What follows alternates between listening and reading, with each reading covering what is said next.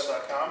I have another video for you today. We're going to be talking about a safety product called Hyperlights. Basically, it's a LED taillight system that integrates into your existing system in the rear here.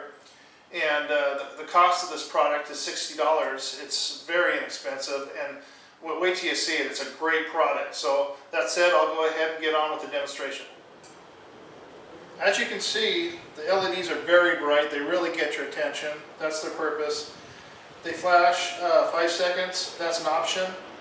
You can have it set to instant on as well, but you can see the product is literally doing what it's supposed to. It's going to get somebody's attention. And I put them on here because I had some issues out on the freeway, and hopefully that'll stop it. You'd have to be pretty much driving legally blind to not see these things.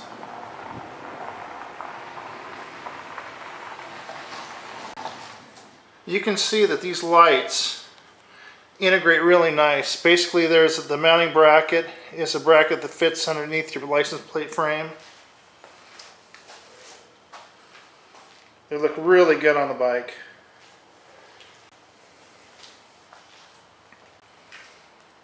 And how about that Two Brothers exhaust?